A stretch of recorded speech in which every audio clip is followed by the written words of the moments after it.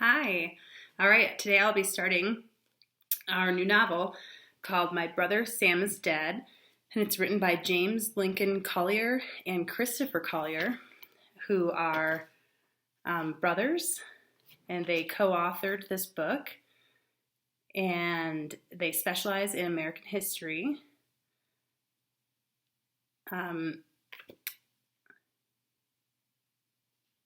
So this book is fiction, but it's based on historical events that really happened. And it was awarded a Newbery Honor book. I don't know when, but it's pretty good.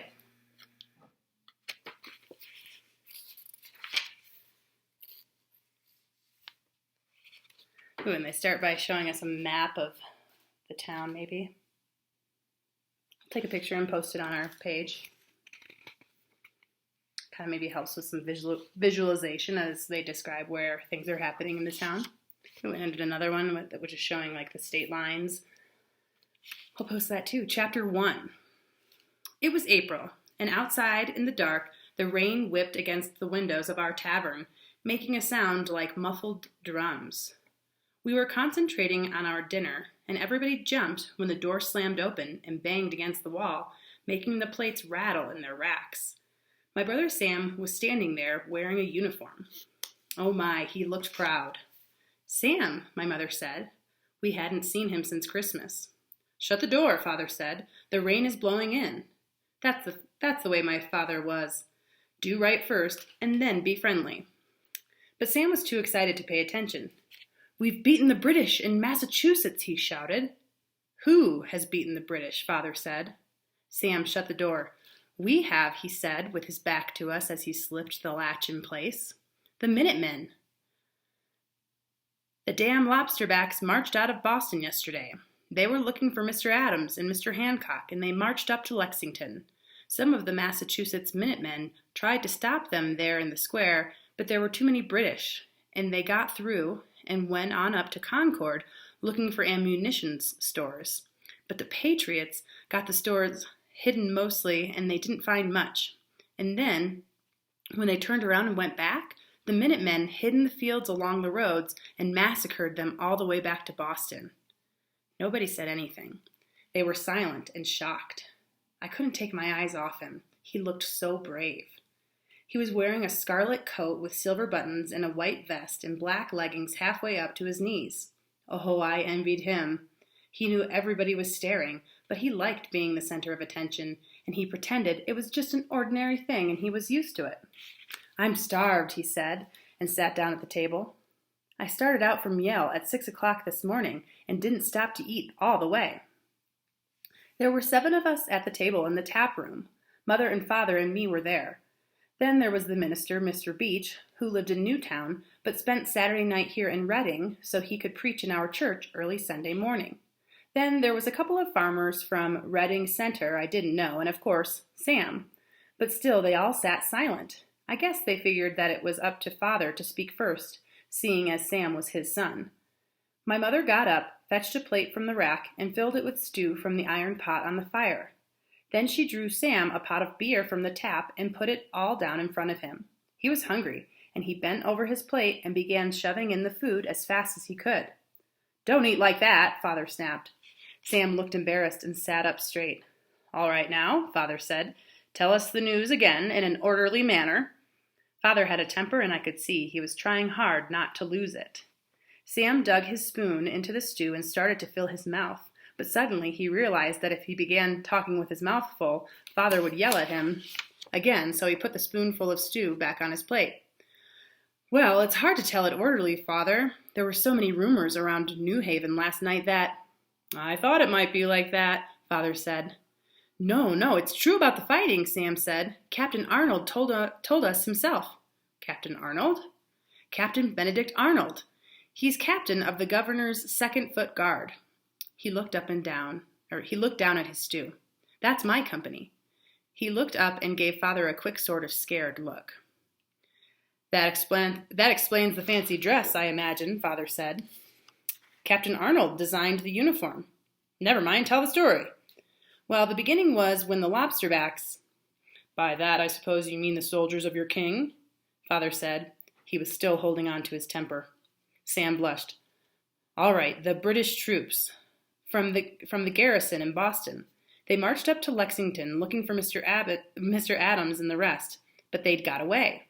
Somebody signaled them from some church steeple in Boston. So when the British got up to Lexington, there wasn't anybody there, except the Minutemen. Then the shooting started. Mr. Beach put his hand up to stop Sam. Who shot first, Sam? Sam looked confused. Well, I guess the British. I mean, that's what they said in New Haven. Who said? Well, I'm not sure, Sam said. I guess it's hard to tell in a battle, but anyway. Sam, Father said, who do you think fired first? I don't know, Father, I don't know. But anyway. I should think it might matter to know, Sam, Father said. Why does it matter? Sam was beginning to lose his temper the way he did. What right have the lobsterbacks to be here anyway? I thought it was pretty funny that he kept calling the British lobsterbacks when he was dressed in red too. All right, Mr. Beach said. Let's not argue the point. What happened then? Yes, sir, Sam said. So anyway, some men were killed. I don't know how many, and then the British went on up to some place called Concord, looking for the ammunition stores there, but they didn't find very much, and turned around and started back to Boston. That was when the Minutemen really peppered them. They chased them all the way back home. Quickly, Sam began to eat his stew before they had time to ask him more questions. Damn it, that's rebellion, one of the farmers said. They'll have us in war yet. Mr. Beach shook his head. I think men of common sense will prevail. Nobody wants rebellion except fools and hotheads. That's not what they say in New Haven, sir, Sam said. They say that the whole colony of Massachusetts is ready to fight, and if Massachusetts fights, Connecticut will fight too. Finally, my father lost his temper and slammed his hand down on the table, making the plates jump. I will not have treason spoken in my house, Sam.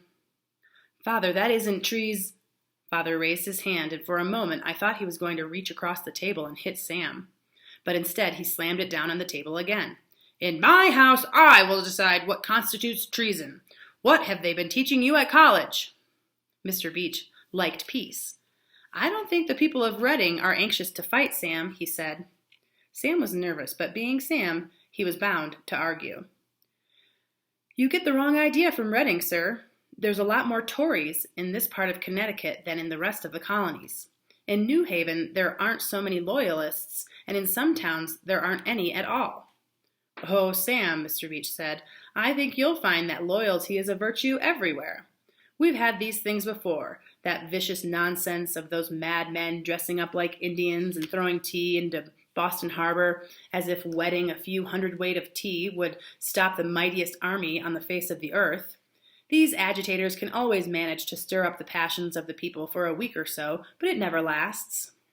A month later, everybody's forgotten it, except the wives and children of the men who've managed to get themselves killed. Sir, it's worth dying to be free. That made Father shout. Free? Free to do what, Sam? Free to mock your king? To shoot your neighbor? To make a mess of thousands of lives? Where have you been getting these ideas? You don't understand, Father. You just don't understand. If they won't let us be free, we have to fight. Why should they get rich off our taxes back in England? They're 3,000 miles away. How can they make laws for us? They have no idea of how things are here. It made me nervous to listen to Sam argue with Father. I could see that Mr. Beach wanted to quiet him down too, before he and Father got into a real fight the way they sometimes did. God meant man to obey. He meant children to obey their fathers. He meant men to obey their kings. As a subject of the Lord our God, I don't question his ways. As a subject of his majesty, George the Third, should you question his ways?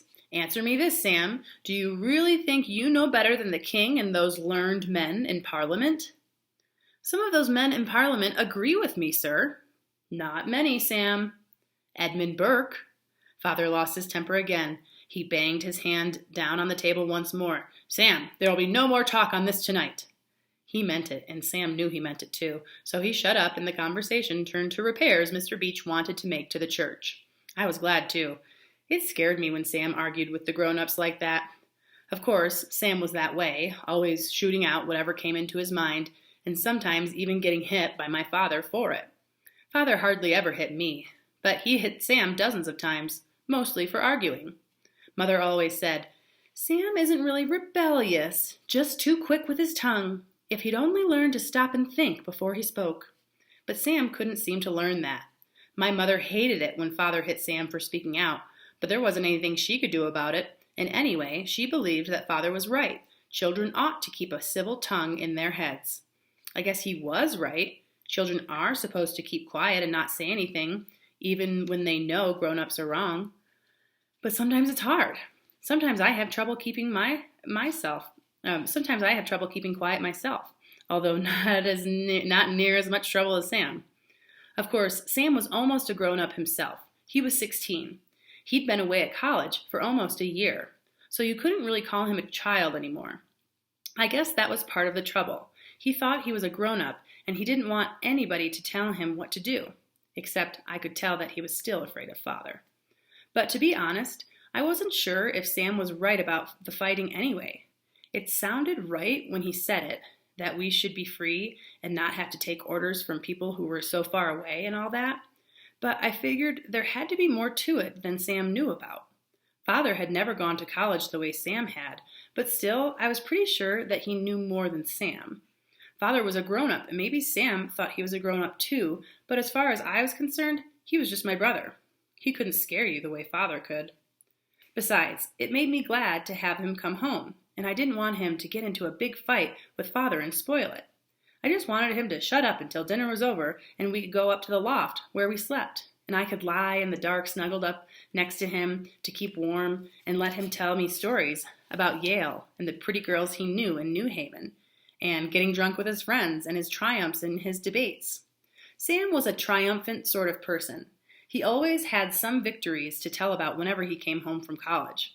Mostly they were debates where he scored a telling point over his enemy, or whatever you call them. He would say, "And then I scored a telling point, Tim." He'd explain to me what the telling point was, which I never understood, and then he'd say, "Tim, it was a great triumph." Afterwards, everybody crowded around me saying, "That was a telling point, Meeker, a telling point." Sam couldn't boast about his triumphs to Father or Mother or Mr. Beach or anybody like that, because boasting was pride, and pride was a sin. But he could boast to me about them, because I didn't care whether it was pride or not. They were interesting. And I guessed most of his boasts were true. He was always bringing home some book in Latin or Greek with an inscription saying he had won it for some telling point he had scored. Of course, the inscriptions were usually in Greek, which I couldn't read, but I believed him. So anyway, I didn't want Sam to get into a fight with Father. It would spoil the fun. And besides, if it were a bad enough fight, Sam might run away. He'd done that a few times after a fight with Father. Usually, he just ran away to Tom Warup's hut up behind Colonel Reed's house. Tom Warup's was the last Indian we had in Reading. He was the grandson of a famous chief named Chief Chicken, which is a funny name for a chief. He didn't mind having people sleep in his hut. It made a convenient place for Sam to run away to because it was close enough so that he could come home without any trouble after he'd stopped running away. But Sam stayed pretty quiet during supper. The grown-ups didn't pay any attention to him, but I kept looking at him to admire his uniform, and I could see that he was thinking about something. It worried me that it was something else for him to get into a fight with Father about. But finally supper was over with, and he'd stayed quiet, and I figured he was safe. The grown-ups got up. Sam, are you going to help me with the milking?" I asked. "I can't. My uniform will get dirty." "Take it off then." I could see he didn't want to do that. My other clothes are still at Yale." "Borrow some from Father." All right, he said. Go on out to the barn. I'll come in a minute." I knew he'd stall as long as he could, but I went out anyway so as not to get into a fight with him myself. The barn is out behind the house. Actually, the house is partly a store and partly a tavern, too.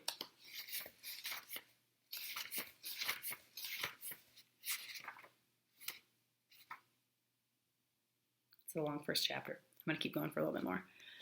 The main room is the tap room with a huge stone fireplace and barrels full of beer and whiskey and cider. There's the big table in the middle with benches down the sides, and then at the end opposite the fireplace, more barrels and bins full of things we sell to the farmers around Reading Center and Reading Ridge, which is our part of the town. We sell things like cloth and needles and thread and nails, knives and spoons, salt and flour, pots and pans, and some tools, although mainly if anyone wants tools, they have to go to Fairfield for them. Behind the tap room is the kitchen. There's an even bigger fireplace there. In fact, it takes up one whole wall, and of course cupboards for storing food, and hams hanging from the ceiling, and salted beef and salted fish in barrels, and honey in jars, and wheat in sacks. And out through the kitchen door, there's the muddy barnyard, and back of that, the barn.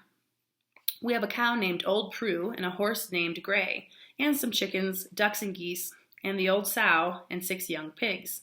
Sam and I used to look after the animals, but after he went to college, I had to do it all by myself. I hate doing it. It's just a lot of work. That's where I'll stop today, and I'll finish the rest of chapter 1 tomorrow.